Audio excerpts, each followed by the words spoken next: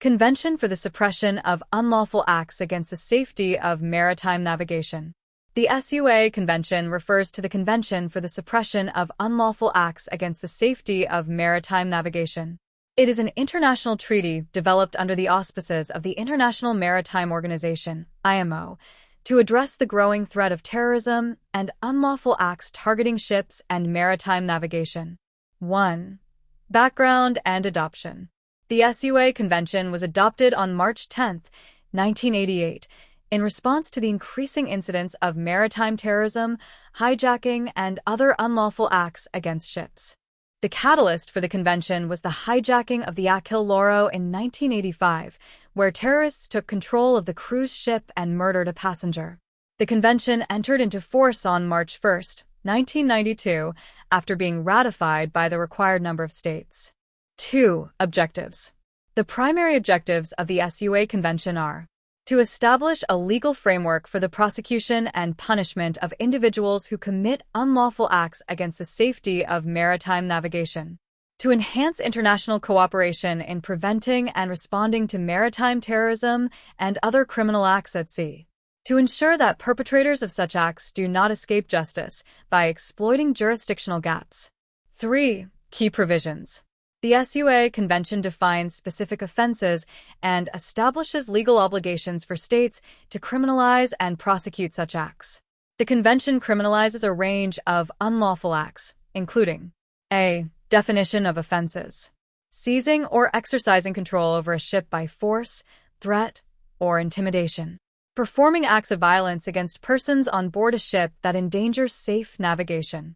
Destroying or damaging a ship or its cargo in a manner that endangers safe navigation. Placing destructive devices or substances on a ship.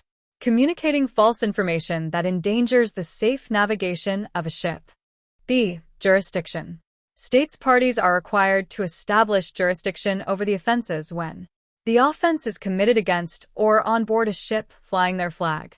The offense is committed in their territory, including territorial waters. The offender is a national of the state. States must also cooperate in extraditing or prosecuting offenders. C. Extradition and prosecution. The Convention emphasizes the principle of aut dedire aut judicare, extradite or prosecute, requiring states to either extradite alleged offenders or submit the case to their competent authorities for prosecution. It facilitates international cooperation in extradition and mutual legal assistance. D. Protection of ships and passengers. The Convention requires states to take measures to protect ships and passengers from unlawful acts, including implementing security measures and responding to threats. 4. 2005 Protocol to the SUA Convention. In response to evolving threats, particularly after the September 11, 2001, terrorist attacks, the SUA Convention was amended by the 2005 Protocols. These protocols expanded the scope of the Convention to address new threats, including a. New offenses: using a ship as a weapon or means of committing a terrorist act, transporting terrorists or weapons of mass destruction, WMD, by sea, transporting hazardous materials with the intent to cause harm. B. Boarding provisions. The 2005 Protocol introduced procedures for the boarding of ships on the high seas with the consent of the flag state to investigate suspected offenses. C. Broader scope. The protocols expanded the Convention's scope to cover fixed platforms, such as oil rigs, and included provisions for the suppression of WMD proliferation. 5. Significance of the SUA Convention. The SUA Convention is a critical instrument in the global fight against maritime terrorism and unlawful acts at sea. It provides a unified legal framework for states to address threats to maritime security and ensures that perpetrators cannot evade justice by exploiting legal loopholes.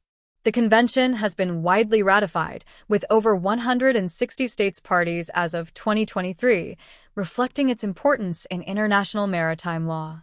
6. Challenges and criticisms. Jurisdictional issues. Differences in national laws and interpretations can complicate the enforcement of the Convention. Implementation gaps. Some states may lack the resources or political will to fully implement the Convention's provisions. Evolving threats. The Convention must continually adapt to address emerging threats, such as cyber attacks on maritime systems. Thank you for watching the video. For more marine topics, please subscribe the channel. Please help us with your valuable feedback to improve the contents.